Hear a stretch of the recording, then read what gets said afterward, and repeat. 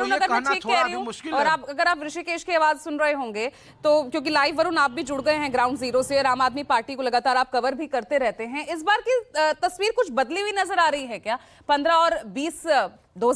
2020 के बनस्पत? क्योंकि अब तक मुफ्त बिजली पानी इसी मुद्दे पर, स्वास्थ्य शिक्षा के नाम पर आम आदमी पार्टी लगातार चुनाव में उतरती नजर आई है, लेकिन इस बार तो हर दाव यहां पर चलती नजर आ रही है। महिला कार्ड, पुजारी, ग्रंथी, तमाम चीजें उन्होंने, ऑटो वाले, सब कुछ उनके लिए खोल कर रख दिया, वादों का पिटारा खोल दिया। तो वाकई ये कोई बेचैनी है कि इस बार इस तरह से तमाम घोषणाएं करनी पड़ रही है, कैंडिडेट्स का प्रेशर है, कांग्रेस की थोड़ी मजबूत होती स्थिति है?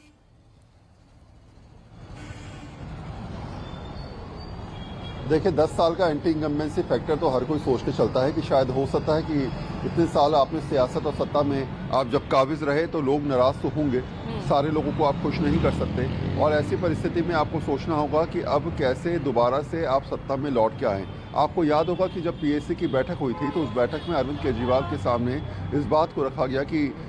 तमाम जितने पीएसी के मेंबर्स थे कि क्यों ना एक काम किया जाए कि हमने पिछले सालों में जो भी काम किया है वो गिनाया जाए, जैसे और राजनीतिक दल करते हैं। तो ऐसे में अरविंद केजरीवाल ने नई स्ट्रेटेजी चेंज करते हुए कहा कि नहीं, जो हमने कर दिया सो कर दिया, जो हुआ सो हुआ, और जो नहीं हुआ तो नहीं हुआ। अब हमें सोचना होगा कि हम किस तरीके से जनता को आकर्षित कर सकते हैं। इसे इलेक्शन से 20 दिन पहले से ऐसी घोषणाएं करनी शुरू की जाएं जिससे जनता को लगे कि हाँ, इन्होंने फ्री में बिजली, फ्री में पानी,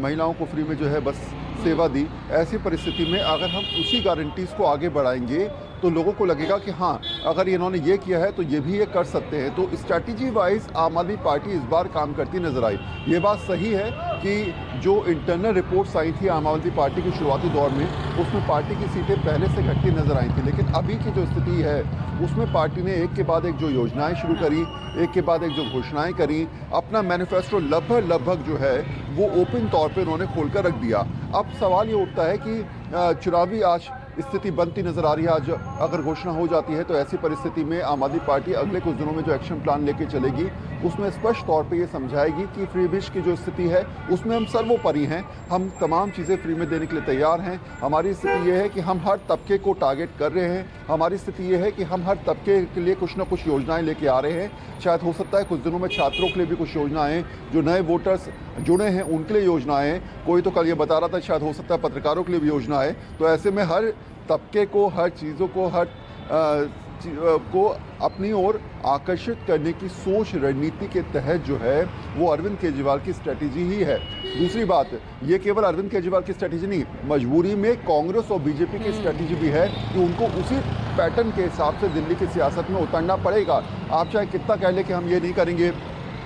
हम ये हिसाब से नहीं जाएंगे, लेकिन आपकी मजबूरी है कि आपको भी ये सोचना पड़ेगा कि आप उस तबके को कैसे अपनी ओर आकर्षित करें। दिल्ली में आप जानते हैं कि कल जो लिस्ट जारी हुई है लगभग उसमें 50% जो है महिलाएं मतदाताओं की स्थिति बनती नजर आ रही है। तो बड़ा वोट बैंक जो है, जिसको अरविंद केजरीवाल ने पहले 2100 रुपये देने का वादा करके 21 लाख रजिस्ट्रेशन जो है वो करवा के साफ तौर पर समझा दिया कि एक बड़ा वोट बैंक उनकी ओर आकर्षित हो सकता है और शायद जा सकता है। तो ऐसी परिस्थिति में, ऐसे हालात में शायद अरविंद केजरीवाल या फिर आम आदमी पार्टी या फिर अगर कहा जाए विपक्ष में बीजेपी और कांग्रेस, सबकी सब जानते हैं कि अगले कुछ दिनों में तो एक्शन प्लान यहाँ पर तो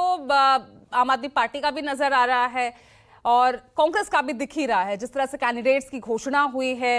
और अब वादों का पिटारा, महिलाओं के लिए जो सम्मान राशि है, लेकिन बीजेपी का ये एक्शन प्लान क्यों नहीं दिख रहा है? हर